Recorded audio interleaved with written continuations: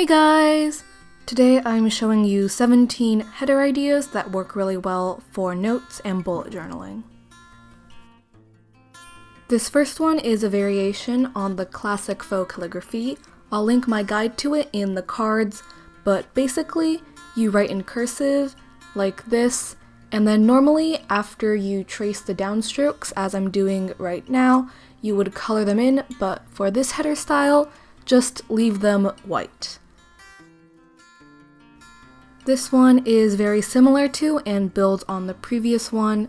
So first you would do that same faux calligraphy without filling in the downstrokes part. Then take a colored marker and fill in those downstroke areas. For this style, you would be writing in cursive, but add a straight line, like a really long line, however long you want on either side, and write without much change in the baseline, so no bouncing up and down.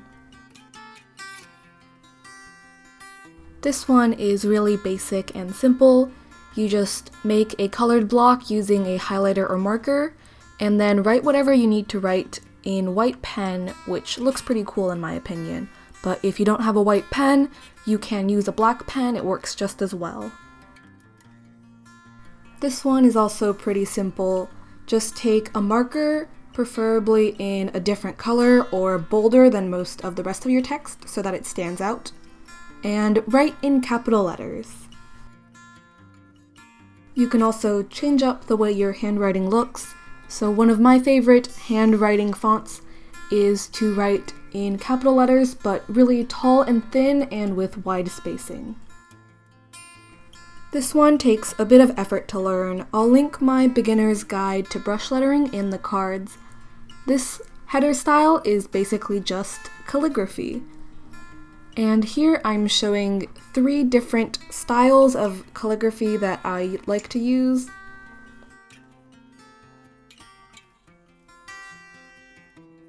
For this calligraphy, I recommend using a bold and colorful and dark brush pen because we are going to be adding white accents in the letters. I'm showing a couple of different ideas, so each letter has a different white accent design, but I would recommend using the same design for the whole word.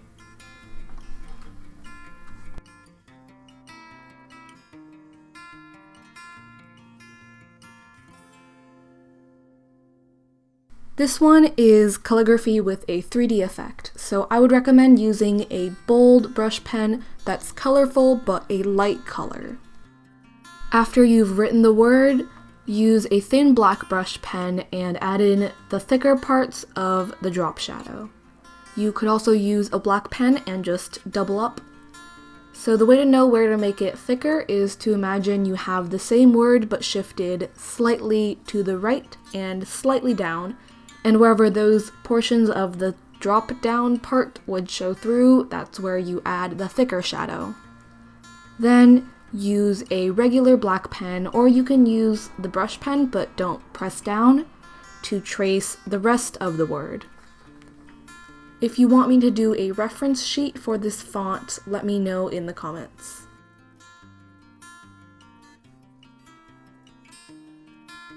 This one uses about the same process as the 3D calligraphy one that I did previously, but this one you'll use a highlighter or marker to do block letters as your title.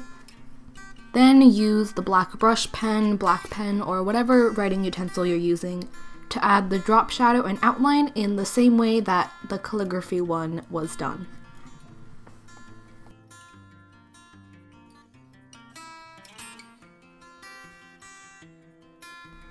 For this style, use a black pen and write out some calligraphy. Then use a colored marker and add a drop shadow using that same technique that I mentioned for the last style of shifting it down and coloring in the spots. This style I use for my notes, and it's really simple. You just write out whatever you need to write out, and then use a highlighter and put bars on each side. For this style, first write out whatever you want to write. I like to make it look bouncy by making it round and moving them up and down, and then doodle little sparkles on either side.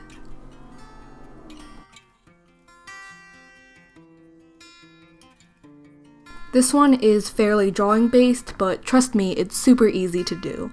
So first, write out your title. I like to do it in a pretty short font. And then this first banner style is the most basic.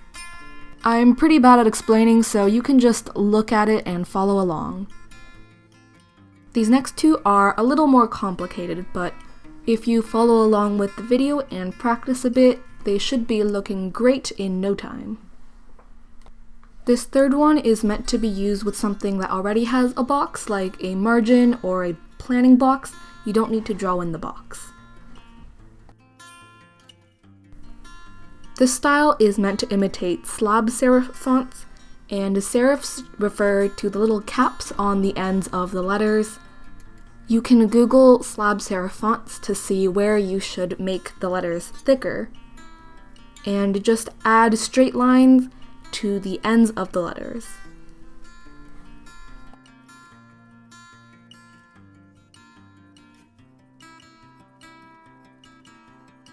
This is the style that I used in my January bullet journal setup.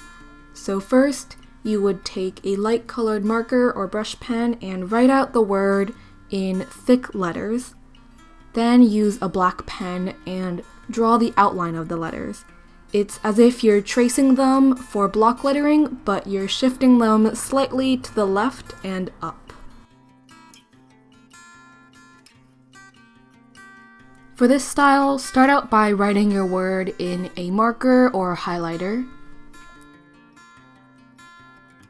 Then use a black pen and write in cursive on top of the block letters.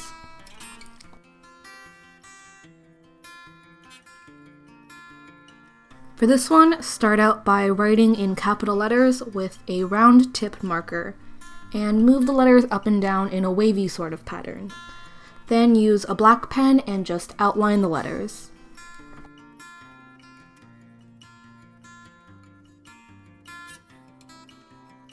This last one is probably the most complicated, and you'll need 3 different colors of brush pens. So start out with the lightest color and write out your word. Then use the middle color and color in the top 2/3 of the word.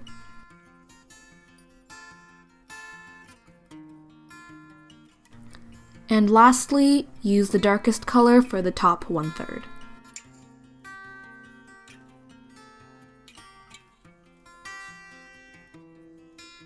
I hope you found this video inspiring, and let me know if you want alphabet reference sheets for any of these styles. I upload new videos every Monday and Friday, and I post daily on my Tumblr and Instagram, which are linked in the description. See you next time!